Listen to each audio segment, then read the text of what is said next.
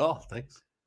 We are live on YouTube on a Thursday morning. Don, how you doing? I'm doing well, Josh. I'm getting a funny vibe about our time together here. I think anyone that is listening and saw the title ought to be intrigued, and I think you're going to deliver. I hope so. Well, it's not just about me here. It's a quote unquote special day for me, and but I absolutely also want to talk to you about some of your memories of others in a similar situation, players, coaches, staff that have been let go from the Bills and around the NFL, but then also, maybe some of your experience, which is a little more recent and maybe a little more raw, but still, very powerful and interesting. So we decided to do this live show today, brought to you by Queen City Wine and Liquor, because today is the 22-year anniversary of me being let go.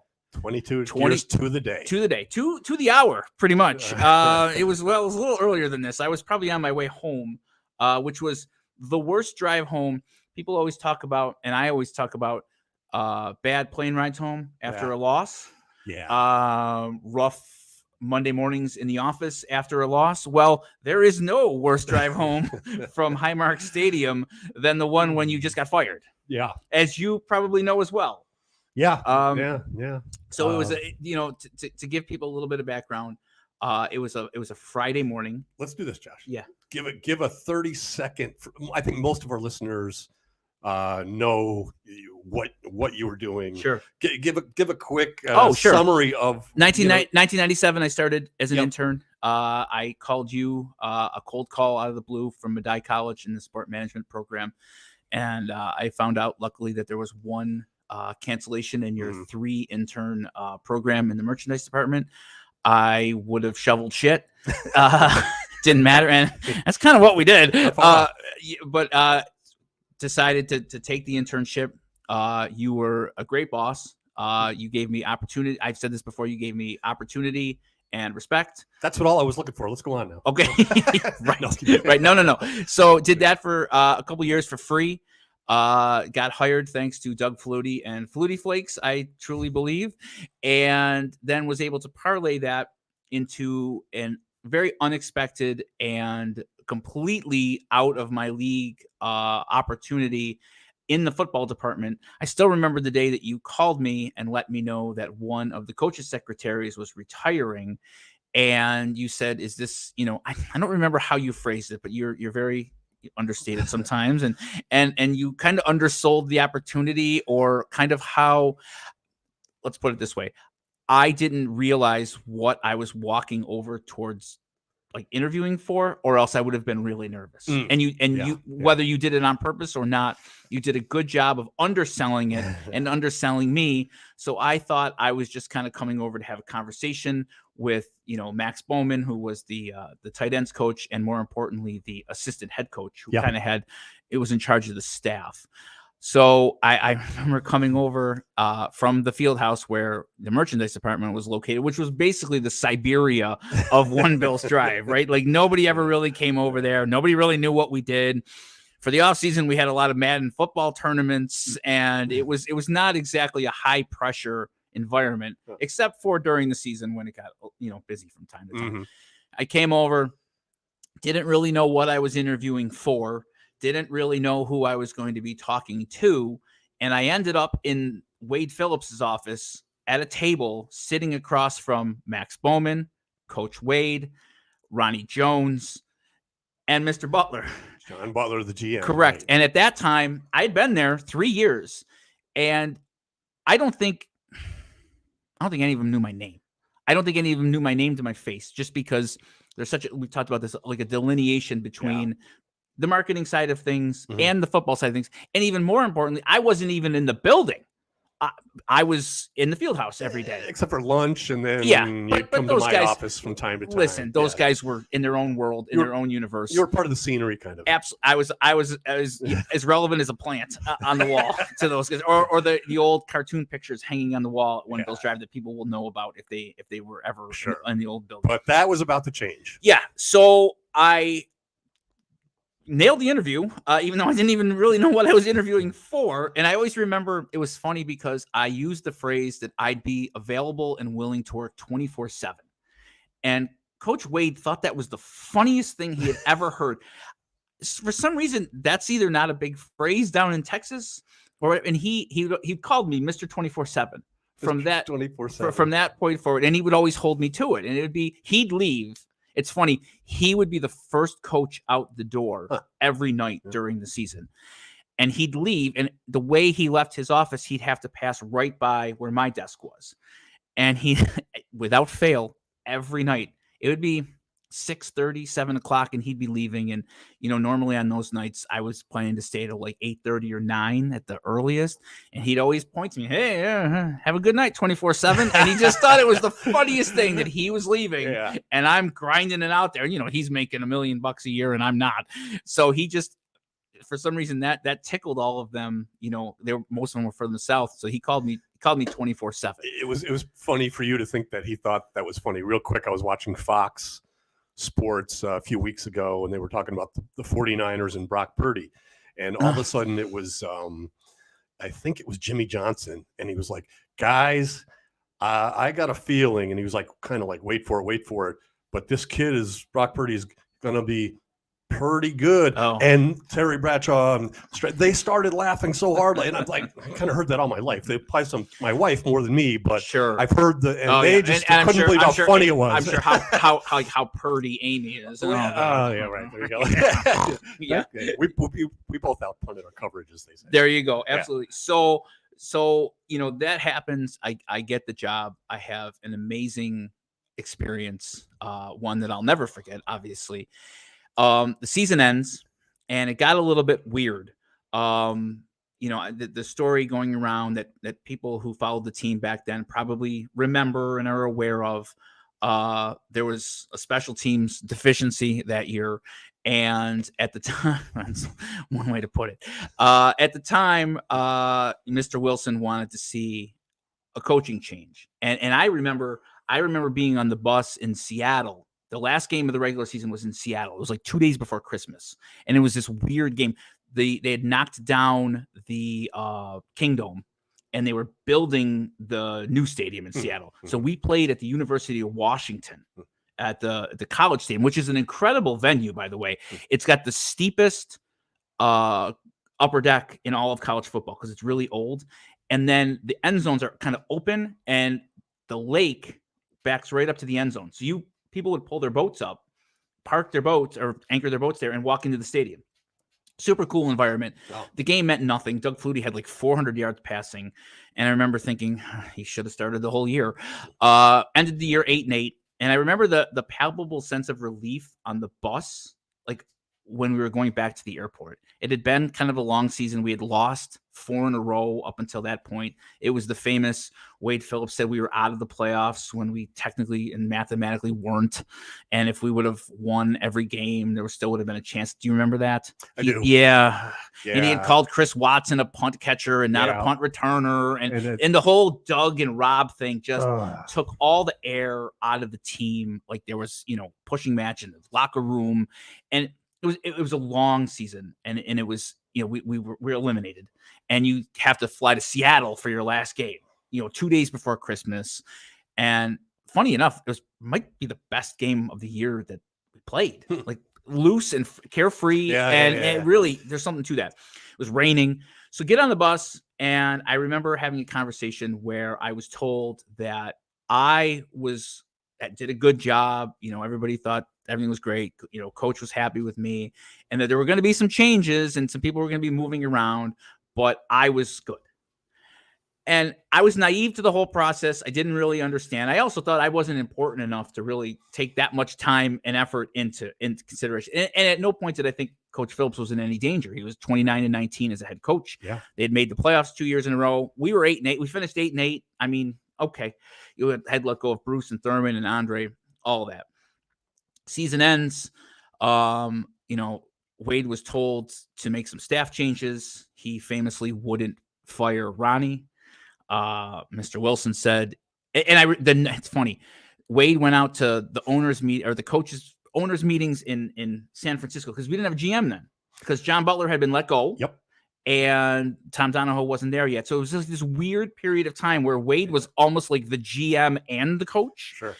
And he left for San Francisco, and I can vividly remember this. He walked by me and he goes, "Hopefully I'm back." And it's the first time I thought to myself, I'm like, well, why wouldn't he be back? Like, even though we didn't have a GM, I think the assumption was AJ Smith was going to probably slide into John Butler's role, and then Wade would stay and we would just run it back in 2001. Right. That's kind of what everybody assumed at the time, right? Is that what? Yeah, that was the sense that AJ was next in line, so to speak, and AJ and John, they were friends, but AJ always was looked at as a GM would want in waiting. Would want of course, a GM job, and right. It wasn't. There was like the salary cap hell and all of that the team was in because they had released Bruce and Thurman and Andre the year before, but there was still a lot of talent on that roster. I mean, we got to 8-8 with a full-fledged quarterback controversy. And and the worst special teams, famously, as Aaron Schatz has put it, the worst special teams in the history of the NFL by DVOA by a good margin. And we earned that. We earned that. So Wade wouldn't fire Ronnie. So then Mr. Wilson said, either you do this or you're gone. Yeah. And he declined. And because I can understand why a head coach would want control of their staff to a point. On the other hand, this was such a unique set of circumstances that I can also see Mr. Wilson's point of saying, this guy didn't earn another year on the team for various reasons. So Wade gets let go. And I remember him walking into the office on the day that he got let go. It was January 9th, 2001. January 9th, okay. And I remember you called me that morning. You called me before I left for work, and you're like, you're going to not believe this, but they just let coach go. And I'm like, oh, shit.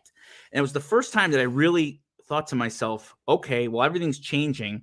I still felt like I was okay because I was low enough that whatever. Yeah. And I remember going in. So Coach Wade walked into his office, had been fired, and he walked by me and he goes, well, they always say you get hired to get fired in the NFL. And that's what he said to me as he walked into his office to clean his office out. And his wife, Lori, was there, and he took like 3 or 4 hours in there, clean his office out. And I couldn't find the right time to go in there because I was getting like emotional and choked up. And all the coaches were going in, and all the assistant coaches and all of the staff guys were kind of in a panic. Anybody attached with Wade was in a panic because, oh no, because if he's gone, we're most likely gone. I remember Chuck Lester and Turk Schonert and James Saxon, the running backs coach, all really like in a panic. Yeah. And I felt for all those guys, and I just kind of sat where my desk was kind of in the middle of the hallway, and I could kind of see all the activity, and I just kind of wanted to stay out of the way and let those guys figure everything out that day. And right near when it seemed like Wade was going to leave, for the last time, I wanted to go in there, and I went in there, and I lost it. Like and I'm like, Coach, I'm so thankful to you for this opportunity. You treated me with respect. You treated me with dignity. Mm-hmm. He never once big timed me. He never once made me feel like I didn't belong there. He treated me, like Karl Mock. Not like Karl Mock, not like a bunch of others who were either coaches or even like staff members who had been there for a while and maybe felt like, hey, you're a young guy, hot shot who, got this promotion. Coach, clearly he was comfortable in his own skin and he knew the value he brought. So I'm crying in Wade's office, and he puts his arm around me. He's like, it's okay. I'm going to put in a word for you, to the next coach. You're good. So the next month is one of the more surreal experiences of my life. You had to go in every day. Yeah. I had nothing to do. Right. Nothing. And I actually volunteered. I went over to the scouting department. I remember going to Henry and Greg, and I'm like, can I learn something? Like, is there anything I can learn or gain or do to try to, diversify my knowledge and to become more valuable to the organization? B, I was bored out of my mind. I was playing this thing called candystand.com, and they had mini golf. And I remember this football game where you had to hit the receiver as it was going by the screen. And I'm getting paid to sit at One Bills Drive in the football department, and I'm playing video games on my computer all day because there's nothing to do. There wasn't even busy work to do because the coaches were all kind of, dead men walking. Mm-hmm. They knew it. They weren't going to do any work, but the way that it all worked out, you were required to be there every day. And I made a point to show my face there every single day as if, it was business as usual. So me and Nancy Herman and Debbie Driscoll all shared this space, the two coaches secretaries, and we had nothing to do. I forgot there was a time where the three of you worked together. Yeah, for a full year. Yeah, you all you represented different. Like Yep. Deb carried the mantle afterwards for a while. Yep. And Nancy was on her way out. Was before, but she was, Yep. and you were like And, right there. and in the transition. Nancy made it very clear that she was. I liked Nancy. I liked Nancy a lot. She was old school, and you could tell that the new NFL was going to be a challenge for her. But she let you know what she felt and how she felt right away. Yeah, folks are going to hear Mark Honan. We talked to that's going to come out at some point, but that's just about when all that was happening too. Where you talk about the old NFL, the new NFL, that you could feel that transition happening. Yeah, absolutely. Yeah, technology, like staffing levels. Yep. I think a lot of the older like 90s, like late 80s, early 90s guys were kind of getting phased out. Mm-hmm. And, they didn't really have a marketing department before 1997, right? They had like 2 people. 2 or 3 turned into like 20. Yeah. Quickly. So 1 month, every day, I sat there. And so I don't remember the timing, but the Bills, they hired Tom Donahoe. Yep. And he took John Butler's office, and then AJ Smith left, went to San Diego. Mm-hmm. And I remember very vividly, so same hallway, same path that he would have to take to go to the cafeteria, to go to the bathroom, to go anywhere would be to go right by us. And I found it odd that he never introduced himself to me. So he was there, he was in and out, and he's the new team president and clearly had a lot of, responsibilities and introductions to make, but it was like 2 weeks and he just never did. And it's not as if he would have to go out of his way, like not even a, hey, I'm Tom, not a formal introduction, but just even a personal, hey, how you doing? And I think the reason for that is he knew there was a good chance that whatever head coach that he was going to hire, in order to maybe land the coach, one of the conditions would have to be you can hire whoever you want. Sure. Anyone you've ever worked with, go ahead, which right for you so meant you were twisting in the wind. Right. And I again, I was 25. I just turned 20. So I was young. I was young and naive and dumb. And I guess I also felt like, again, I was kind of low enough on the totem pole and more of like the video guys, or, I felt like I was kind of on the level of like Greg Estes, like the assistant video director, or one of those guys that my contributions to the coaching staff did not contribute to a great deal to the ending result of the season. More like football staff rather than part of the coaching staff, right? And I was getting paid more like the football staff than I was. Now, I made the team photo. I got 2 Super Bowl tickets that Max got me. So it was like this weird gray area. I felt like me and Chris Dixon were kind of in that same area, but I felt like he was.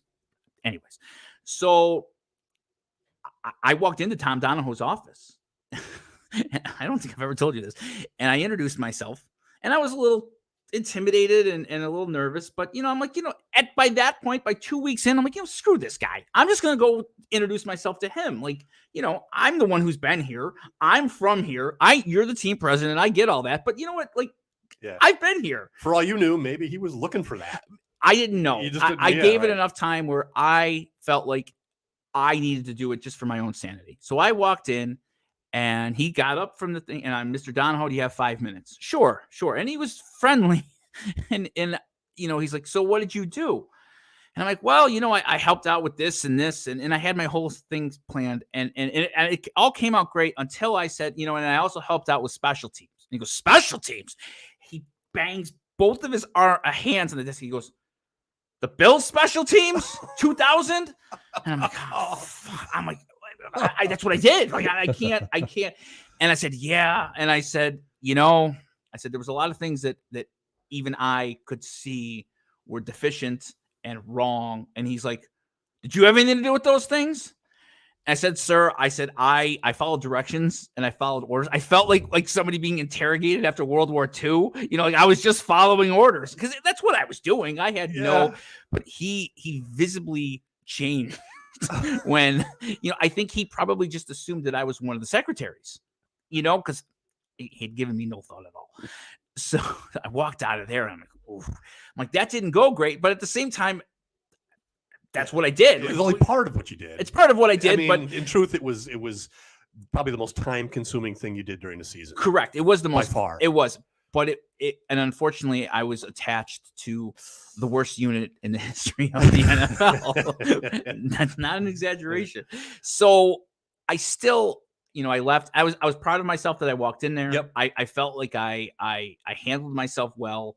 I put my best foot forward, and I said, I'd love an opportunity to learn and to grow and to do anything that we need, as a team and as an organization. And he got up, he shook my hand. He said, that's good to know. Kind of one of those like, hey kid, good job. And I walked out and I left for the day. And I'm like, okay, that even though, the special teams bomb was going to get out there at some point, I felt like at least it's coming from me. Yeah. And at least I'm also just showing, hey, I'm willing to do, it's 24/7 guy again, right? Right? I'm willing to do whatever it takes. I cost you next to no money. So just give me a shot. So the next week walked by, and to his credit, when he'd walk by, he then would acknowledge me finally. Okay. So I don't know if he was looking for me to come to, I don't know, who knows. February 9th comes around, or I'm sorry, the week before we learned that they're hiring Greg Williams. Okay. So that was February 2nd. And I remember he came to One Bills Drive, and I watched his opening press conference in your office with you and Denny Lynch. I remember that very vividly. He was downstairs in the building, but we were watching it on TV in your office. Yep. And that was a Friday afternoon. He came with his family. I didn't go down there. I didn't introduce myself. That's a whirlwind, as you could probably talk about for any new head coach, especially coming in, meeting the staff. It wasn't a huge production that day. It wasn't like that video that I've seen with Sean McDermott coming in where, it was like greeting a head of state when he walked through One Bills Drive. And you told me the story about how everybody had to line the stairway. That was with Drew Bledsoe. Okay. But McDermott, coming in was a close to that. Okay. Yeah. So Greg Williams was not that. Yeah. He had a press conference. He was there with his family, and then he left for the weekend, and he wasn't going to come back. I think he was going to he's either going to the Senior Bowl or he was going somewhere to scout. Okay. And then he was going to come back the next Friday and get to work. All right. So that next week, again, I sat there all week long, Monday, Tuesday, Wednesday, Thursday. I sat there every single day, 8 to 5. When do you get in and when do you leave when you have absolutely nothing to do? And I knew that all of the important people weren't there that week because everybody was down at, I want to say the Senior Bowl or East-West game, one of those. Yeah. So I knew nobody was going to be there. They also could have been in Florida with Mr. Wilson, having for a few of those days. They would take a plane, and all I know is there was those year-end meetings with Mr. Wilson every year, right? Yep. Okay, those were pretty famous. And these were biggies with a new GM and a president. First time Mr. Wilson ever gave up his own presidency, right, and gave it to Tom Donahoe to be president / GM. First time in history. Yeah, Bill's history. Didn't work out real well.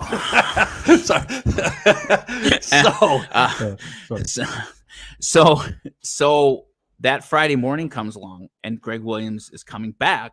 And now this time I realize he's gotten out of the way all of the, meeting this person, meeting, Russ Brandon and meeting all the higher ups. And I'm thinking, okay, this is going to be my day where I'm going to walk in and introduce myself. And I might have 2 minutes. I might have 5 minutes. I might have an hour with him and try to sell myself. Like that was my thought process. I got to the stadium early, like 7:30. I had no idea what time he was coming in. I walk in. I'm one of the first people there, and I take my seat doing nothing. But I pretend to be doing something. I had put together kind of a clip tape and like not a resume, but like a binder of what I had done and what I could do and what I was willing to do. And I'm ready. Like I dressed up more that day than I had for the last month. Because when you're there, it was sweatpants and a hoodie. That you could wear that. I mean, I could. Yeah. You couldn't. No. But on the coaching side of things, I mean, I dressed like a slob. Right? Like they all kind of did. It was kind of their home. Yeah, it was. Yeah, right. I kind of lived there. So I walk in 7:30. I'm ready to go. I find out he's going to get there at like 11. Okay. And I'm thinking, okay, I'm going to give him some time and then I'm going to ambush him at like 2:30. Like I had this whole plan and I'm thinking he's going to have to come over here.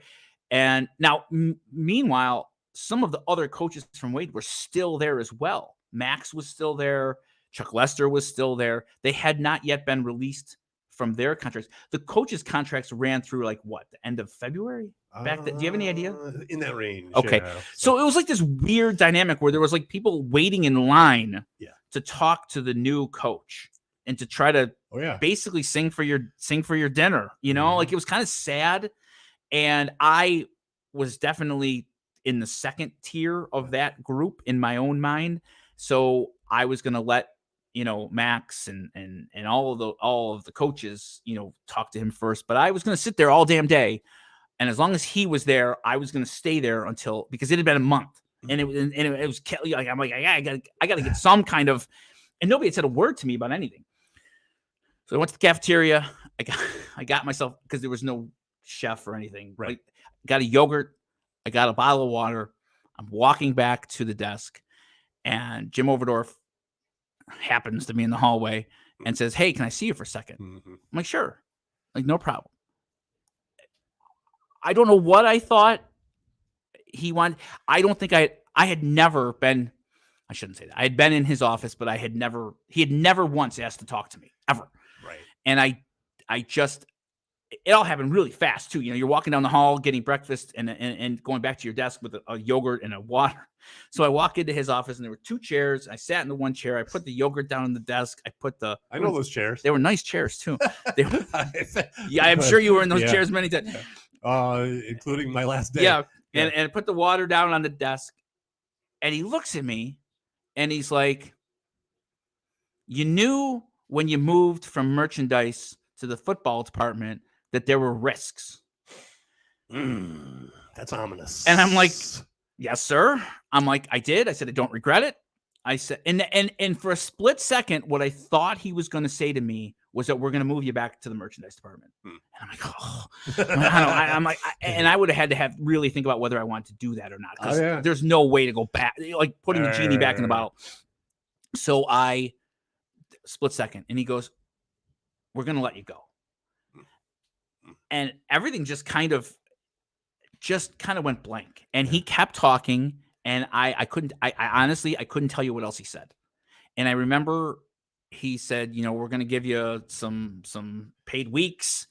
And he said a couple other things. And what I do remember him saying is that you could reapply for your old job in the merchandise department if you wanted to. And I'm like, oof. I'm like, that stung. Like that was, and I don't think it was meant maliciously. I think it was just very matter of fact. And I think Jim had let go hundreds of people in his years there. He was that guy. He was the Turk. He was the Turk for the staff, right? He got that unenviable. It was quick. I mean, task, he lopped my head off in 45 seconds. It was not a long meeting. And you know, it just occurred to me, and it's from talking to Pat Walsh, who folks will hear from too, because he was part of the new merchandise department. But that coincided with them bringing in Julie Reagan from the Sabres. So that was someone else over that department. So he probably didn't want to step on her toes and say, "Hey, we're going to put this guy back with you." They were going to give her latitude. It wasn't malicious, but it sounded awful. Yeah, it does. Like you could reapply for your old job. I'm like, yeah, no, I'm good. Yeah. So I remember kind of stumbling out of there, and I was just in shock. Like and I didn't know where to go. So I went to the first floor and I kind of wandered around for a while. And I know I've told you this. I just wanted to be in a dark, like quiet room by myself. Yeah.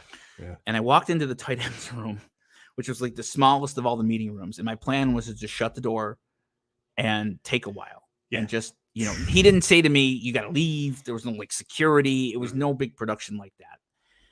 And I walked right into the corner of the door.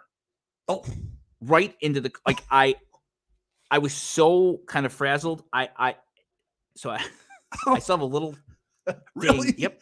From that day, from right corner of the door. So now that's insult to injury. Now I'm on the verge of tears from being fired. My head is killing me because I just walked straight into the corner of the door. I shut the door and I'm like,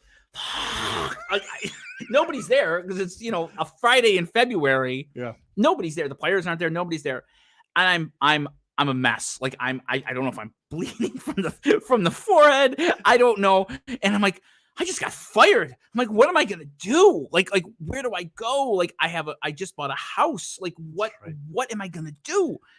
So I took I don't know, maybe it's not being fired at its most basic level is all right. tough. You know what? Cheers, everybody. Oh, here we go. It happened. It happened. All right, I'll save mine for later, but I'll knock. You gave me this. You brought this. That memory. I'll have it later, but of being in that room by myself and knowing it's the last time I'm gonna ever be here. Yeah. So So yeah. At the most basic level, what am I going to do? But also, your dream just got ripped to shreds of continuing in the NFL, right? I mean, it was. It's more than just. It's one of those times. I don't think there's a lot of times in people's lives, and I don't mean to get too deep or sentimental here, but that your life's about to change. Oh yeah, my life changed in that moment. Mm-hmm. That decision had clearly been made before I found out about it. But from me, in my perspective, my life changed on that day in that moment, and I knew it would never be the same. And I really didn't have a lot of hopes that I'd be able to latch on with another team. I knew Wade wasn't going to be a head coach right away. And that's the only way to really get another job in the NFL. Is a lot of times it's who you know, not what you know. Mm-hmm. And I just remember sitting there and I'm like, I've said this to you before. It felt like I won American Idol. And then all of a sudden they said to me, you're done. You can never do this again. And all of the accolades and all of the enjoyment and all of everything that comes with it is gone. Ripped just that day. Yeah. So I remember I kind of stumbled back up to your office. And your door was shut because I think Jim had just come in there and told you. He did. And he had walked. He had walked out. Yeah. And you were misty. Well, I felt terrible for a lot of reasons, but I helped facilitate this opportunity. And so in doing so, I put you in a position of having to decide, hey, do I do this? Because like Jim was right. You do assume risk when you do that because you're in football. There was no decision. Well, good. That's good. There was and you know what? I came to realize over the year, if I would have had 2 kids and a wife, if I was in the position I'm in now, it might have been a very different story, whether you take that risk or not. At 24, there was no decision. And just doing this podcast, we've been doing it since September. We went with cover 1 in November. Yeah. Okay. But it is remarkable, just in that 1 year that you worked for a coaching staff, the number of stories and anecdotes and references and people that you have just from that 1 year that have come up so often in this podcast, right? It's one of the most memorable times of my entire life. You're not done. I know you're sitting on stuff that it's going to come up when we talk about other things. Sure. I mean, yep. It's unbelievable. That whole 4-year run that I had and being attached to the team and being attached to the football department. It's been 25 years and I still remember a lot of it. I remember this day very vividly. And so I walked into your office. You were misty-eyed, and that made me cry all over again. And no, and I remember I didn't know how to feel, so I went back. I cleaned up my desk. I think they had told Nancy and Debbie. Debbie was upset. Both gave me a hug. Yeah, Debbie really liked working with you. She was great. She really did. And then I went to Henry and I went to Greg. And I said goodbye. And I remember I sat up in there because I had spent a ton of time in that video room. And they were like in shock too. They were just surprised, I think, by the whole thing. And then I left and I walked. I took my car and I went over to the field house where my old merchandise buddies were. And I walked in and I hadn't been over there in a while. And both Jay and Pat were like, "What's wrong?" I'm like, "Well, I just got fired." And they surprised, all that. I stayed over there for about 10 minutes and then I took the drive of shame home. And I'm telling you, it was the worst. It was worse than the plane ride home from Music City Miracle. Yeah. It was worse than the drive home from Game 7 in 2003 when I saw Aaron Boone hit the home run at Yankee Stadium against the Red Sox. You were there. I was at that game. Sorry. It was worse than that. It was worse than the drive home from No Goal in 1999, Stanley Cup Game 6. I was at that. That's a Mount Rushmore of. Oh, I have a lot of them. But this one stands out. I have a lot of them. I understand. It was worse than the drive home when I went to the Notre Dame national championship game and they got waxed by Alabama. It was worse than the plane ride home from Miami, where that game was. This one was surreal. It was a beautiful February day. It was like sunny and 45, 50 degrees. And I remember I drove to my parents' house and it was like, I think I got there at 10:30 and I was never there. I was never there. And I knocked on the door and she looked at me. She was like, "What's wrong?" And I hadn't said a word to them about any of this.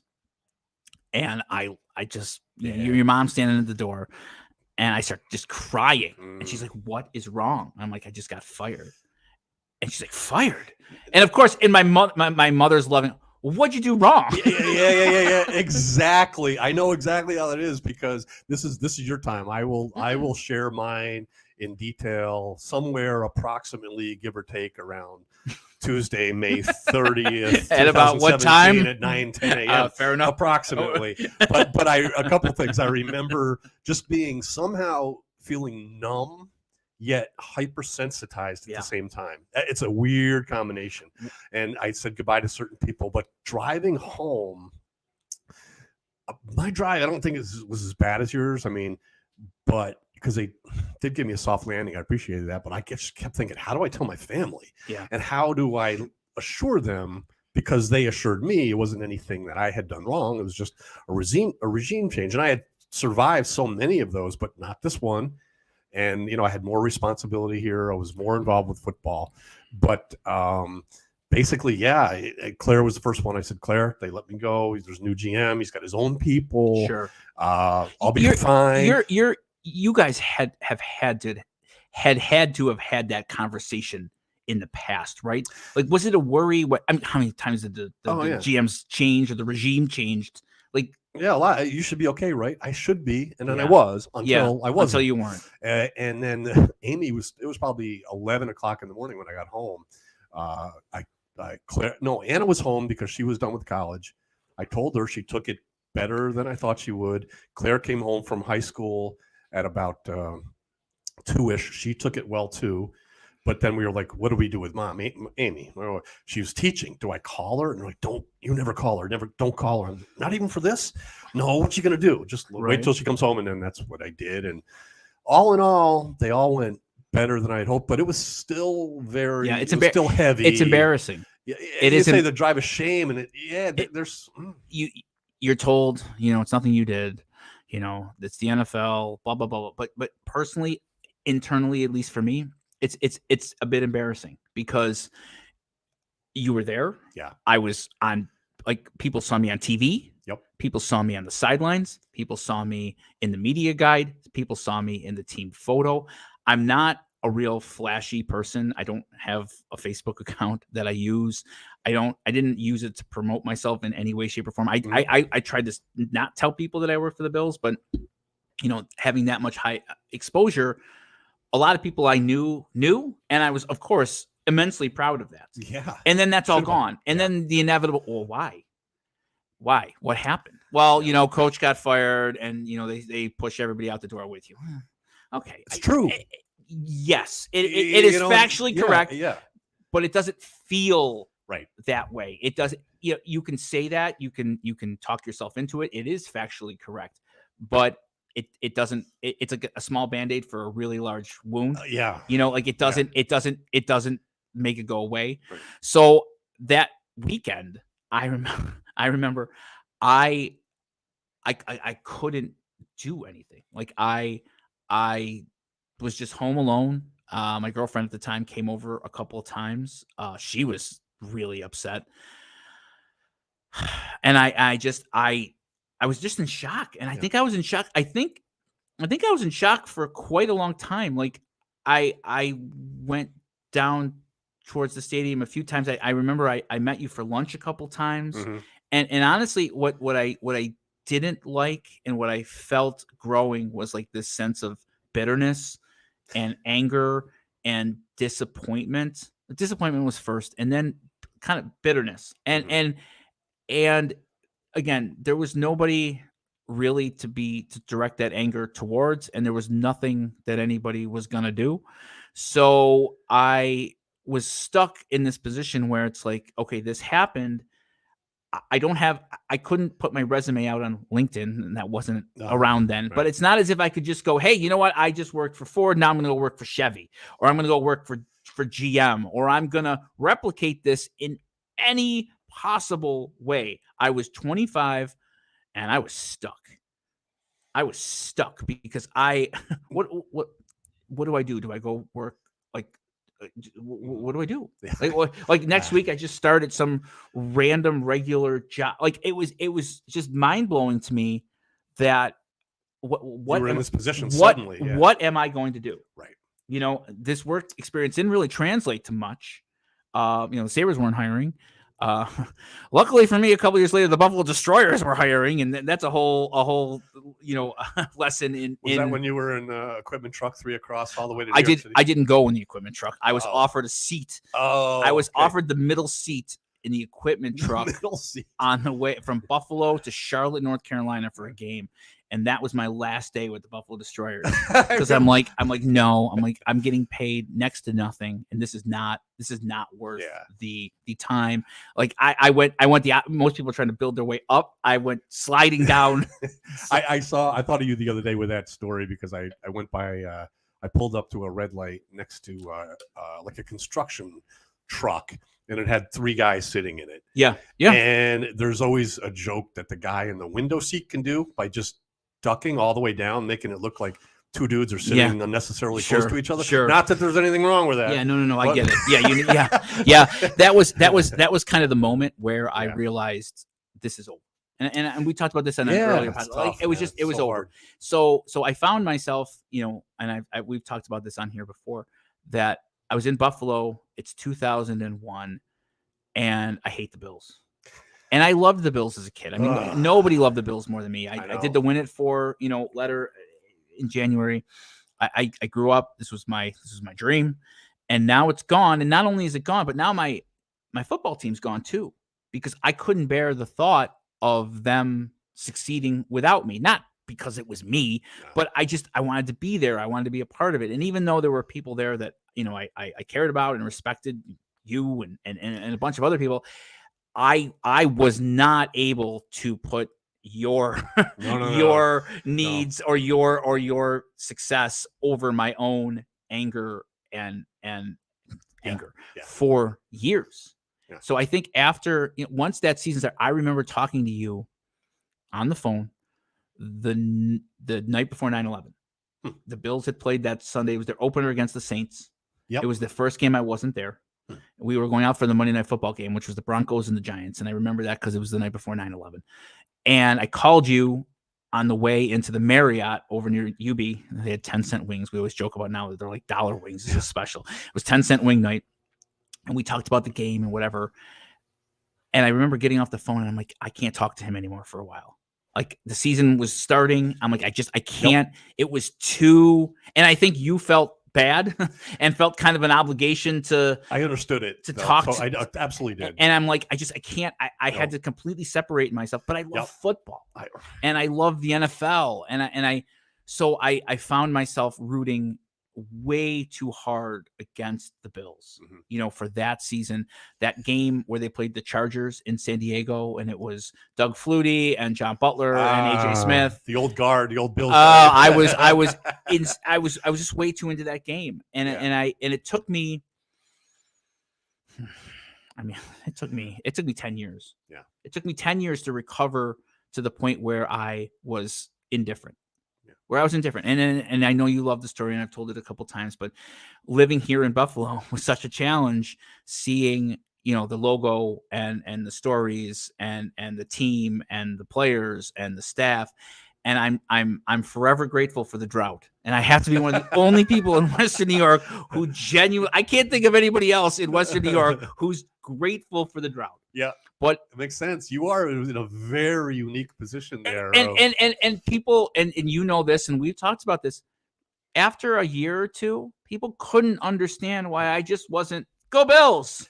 Yeah. And I'm like, if somebody walks into your house, pardon my language, if somebody walks into your house and shits on your rug, you don't then shake their hand. That's so rude. You just hate that. And that's what it felt like. Yeah. It felt like they had done something personally wrong, and I couldn't get past it.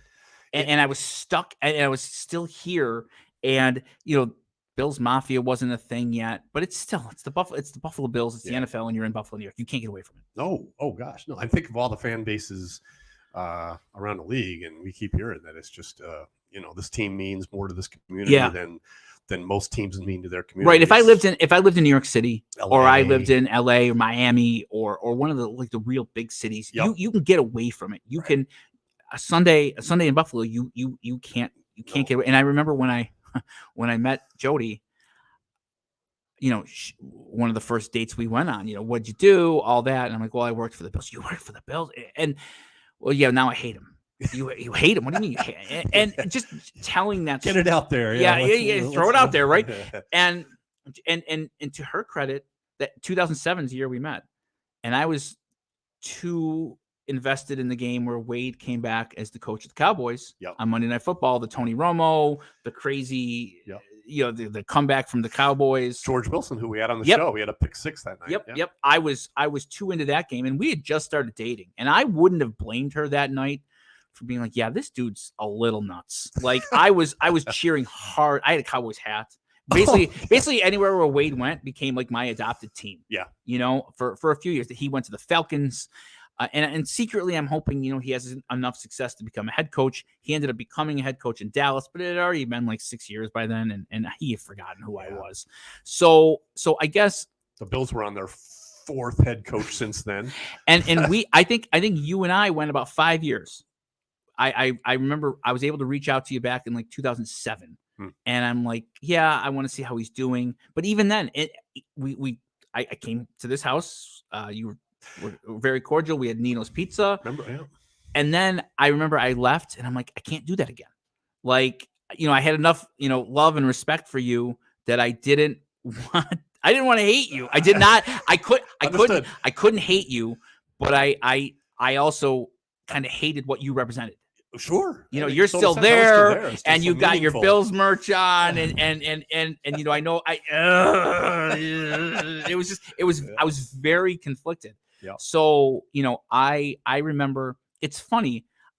Every year I would look right around now. I would look at the Bills front office website page, just to see if you were still there. Yeah. Because that's how you would know. Sure. And see easy, your name. Quick way to. And I remember, I think it was because, like I said, we went 10 years. I think so. More than that, 10, right, 12 years without talking. And I remember it was like March of 2018. February 2018, and I looked, and I'm like, his name's not there. And I'm like, well, either he got promoted or he's gone. And I called my friend Pat, and I'm like, go look on the Bills webpage and see if you see his name. And he didn't. And then I did like a Google search. I felt like a jilted lover. I felt like an old girlfriend of yours or something. It was like weird. I'm like, but then I'm like, do I call him? Do I text him? Or I'm like, do I reach out on social media? And then I'm like, no, he just got fired. I'm like, COVID is what made me finally reach back out and say, hey, we need to talk. Yeah. But yeah, I don't think I realized you had been let go for a year after the fact. Yeah, 17. So I remember when we did get together was at one of the restaurants at Galleria. Santora's. Yeah. And we talked for like 2 hours, and it was amazing after all that time, all those years, decades, like how quickly it all came back. It was unbelievable. And then kicked the idea around. Tim Langhouse just commented, 10 long years. There are blues songs about this. Yeah. Tim, you know what? It feels like, and I hate to sit on here and cry a river, because it's not that. It was such an unbelievable opportunity for a kid, who grew up right at Maine and Bailey, to find themselves on an NFL sideline at 24 without the athletic talent to get there. It just came about in such a strange and unbelievable way, that it ending and the way it ended, and just the quickness of how it ended. It took me. I was reeling. I was just reeling. It's trying to figure out what I was going to do with my life. And I went back to school, and I got married, and I got married again.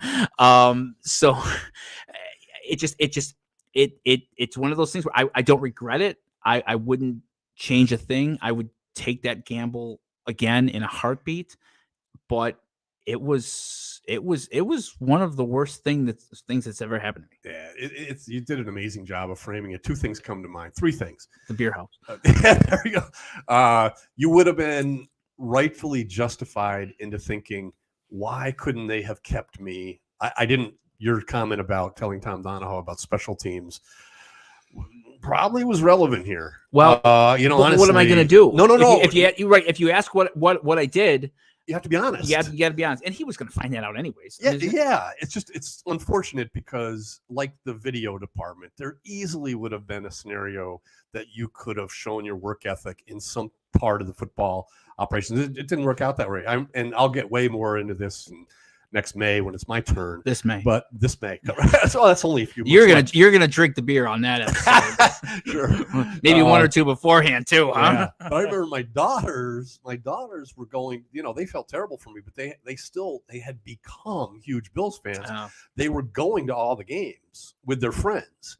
And so opening day 2017, they had tickets that their friends got, and they were like, Dad, it's up to you. We won't go if you don't want us to. I'm like, no, go. And be above and beyond going, they didn't have parking passes anymore like they used to have to work there. Yeah. So they asked me to drive them and drop them God. off. So I'm driving. That's love. Yeah. Your daughter. Wow. I don't know if I could have done that. Well, they didn't know either. They were just kind of dipping their toe in the water to see how are we going to feel here. And I'll tell you, you won't believe how it turned out. But so I drove them and I took them to, I didn't really know what the route was. Yeah. I didn't know the traffic because I always had to be there so much earlier. Of course. So they said, if you go to Big Tree Road and then go and make a right on California, you could drop us off on the left. There's like that airplane, and then we'll tailgate there. And then can you pick us up? We're not going to stay for the whole game, but pick us up at the start of the fourth quarter.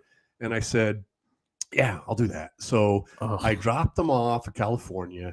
I made a right onto Southwestern to go home, and there was 3 solid miles of cars coming this way toward the stadium.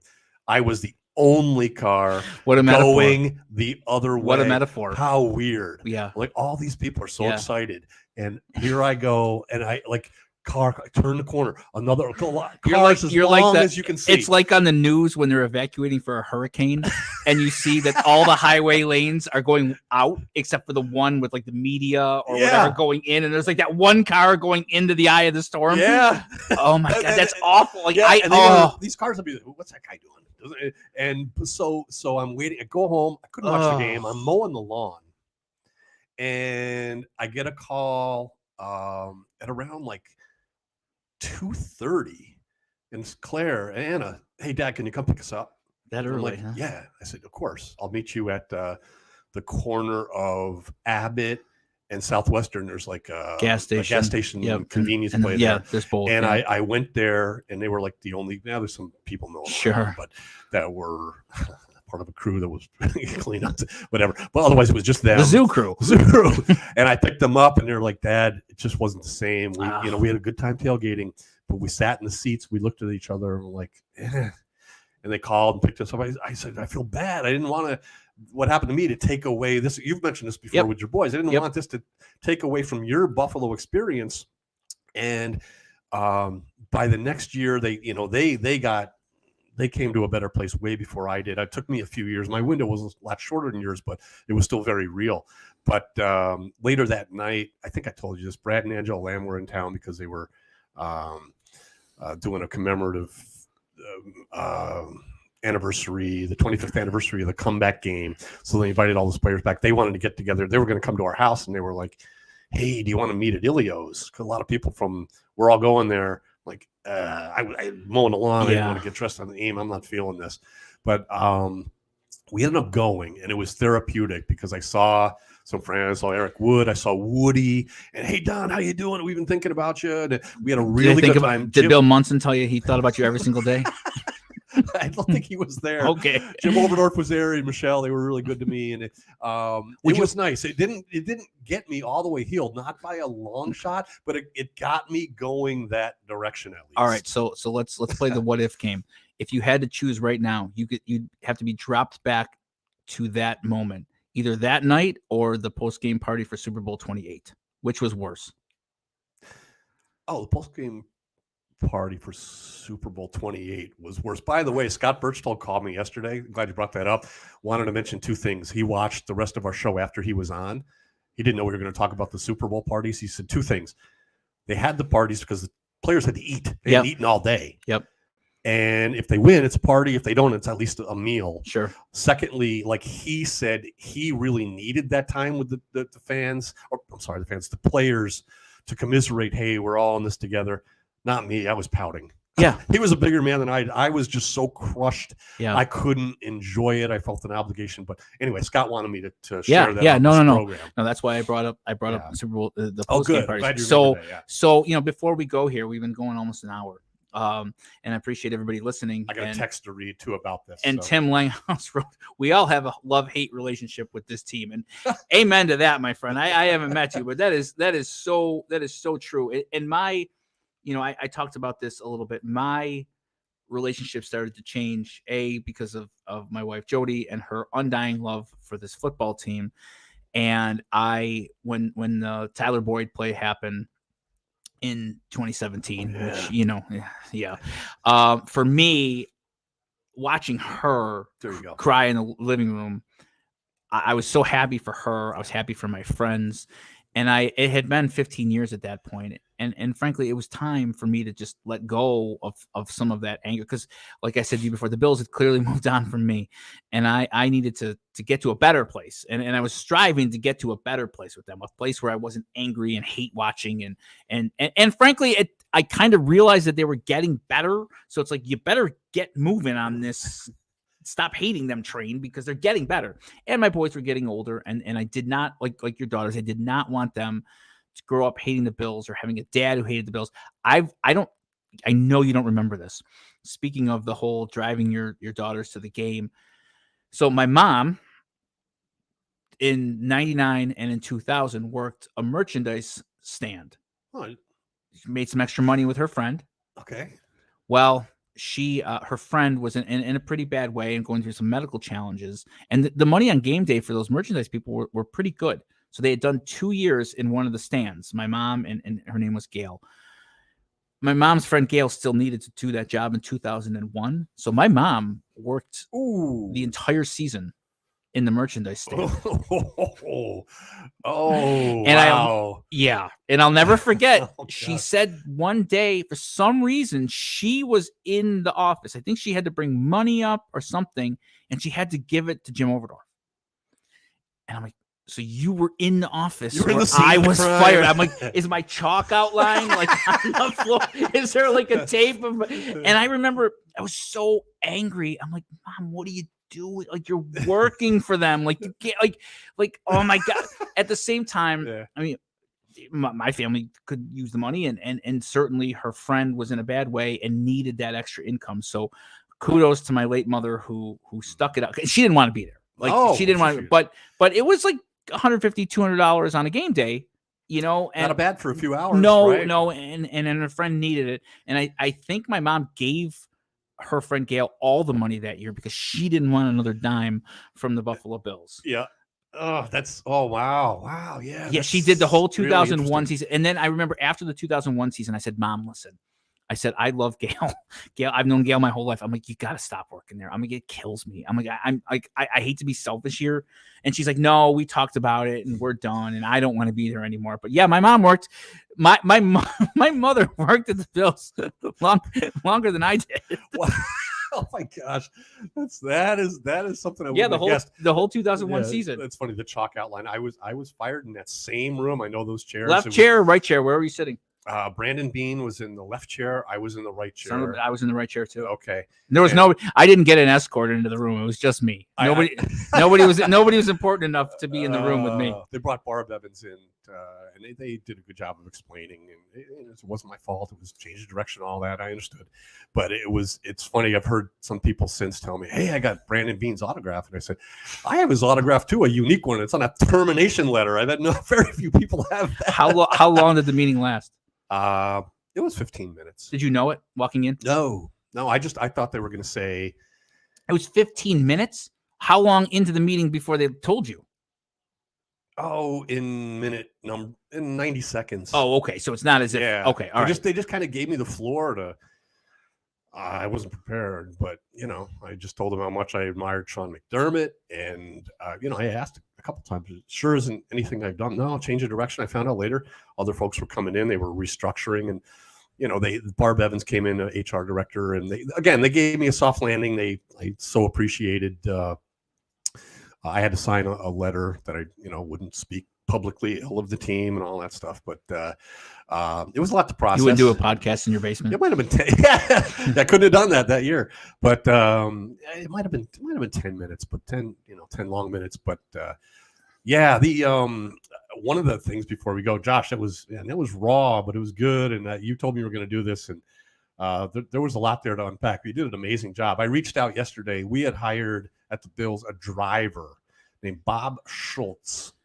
Good guy. He was a retired cop, and they asked him to drive the players, pick them up from the airport, take them to all their medical, back and forth to the doctors.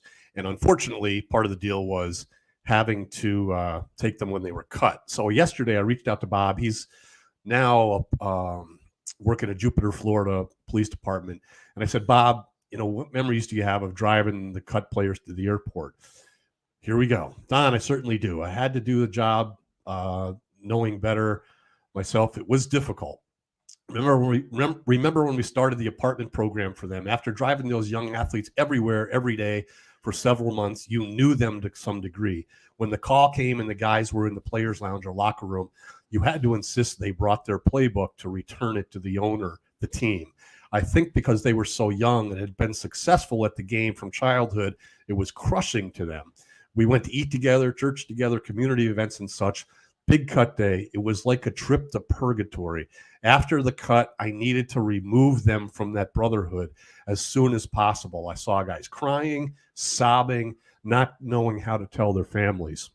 With all that sad commentary, I would do it all again in a moment, especially if it involved Paul, Marv, Bud, and of course yourself. Buffalo Bob, he called himself. It was a great moment when John Guy would hire back a player from the practice squad after their separation from the team. In a different thought, the ex-players were brought in every week for a tryout, and they were quite the group. The more I think back to that time, some of the guys that were rehabbing to get healthy again, to be issued injury settlement, was also crushing to them, especially when they got injured in the preseason. But you understood, is better than myself. You had the responsibility of the economic issues. I'm really happy to talk to you again soon. Great to talk about those moments. But wow, what a perspective. I was going to have him on. Maybe we will down the road. But in the meantime, when you said you were going to talk about this, because today's the day, I thought that might be also to hear from that perspective, right? It's a lifelong dream for players, for coaches, for staff. And there's no two ways about it. Like, when you're there, you know that you're lucky to be there. Yep. I was reminded many times that 500 people would take my job, nicely and not so nicely. Reminded of that, and I think it's one of those things where obviously you never forget it, and it's life changing. Yep. The NFL is life changing for so many people, and so many. Even if you've never been to the stadium, it can be life changing to watch as a fan. But the closer you get, the more it affects your life. The hotter it is. The sun, right? Yeah. You fly a little too close to the sun, but if anybody's listening to this, and the main takeaway is you take your shot. Yep. Wayne Gretzky always famously you miss, or was it who was it, Michael Jordan? You miss 100% of the shots. You don't take it. And I mean, that's corny and cheesy and whatever, but it's true. Yeah. And I would have hated to be sitting here now, 22 years later, thinking, man, I wish I would have taken that job, because where could that have led me? That would be worse than sitting here telling this story. The bet you didn't make. Yeah, absolutely. I would do it all over again. Well, today, fittingly, Josh, you hit it out of the park in every way, and you left it all out on the table. But it is fitting because today's the anniversary. But you and I have been talking about what's coming up. We're about to wrap up season 1. Yeah. We've got some really good guests coming up, an interview with Jeff Burris and Mark Honan, some others that are lined up. And season 2, we're going to take a break after the Super Bowl. Yep. Yeah. We're going to take a week and we're going to reset. We're going to do a new open and new close, maybe a new, introduction. Mm-hmm. And then we're going to come back with a bunch of off-season stuff. That's where I think Don has a unique perspective and experiences with the CBA, with agents, with free agents. Maybe we could get some of the guys on that you helped to woo. Well, we had Kavika Mitchell on, but there's others. Of course. You said you're going to have Greg Thompson from Cover One. Yep. Said he's going to join us. Yeah. We're going to do a deep dive into the CBA, not from like a 2023 perspective, but maybe what some funny stories about the CBA and agents, and not that the CBA is funny, but a lot around it is. It is so real, and the teams are so bound by it. And I had my time working closely in it, and let me tell you, there's not games, it's not Monopoly. And I made my mistakes doing it. I had some successes, but I'll share them both. For sure. Okay. We'll see everybody soon. We got a couple of special episodes coming up this weekend about the Super Bowl marketing and ads, and then season 2 will start in about 10 days. Yeah. See everybody soon. Thank you. All right, man.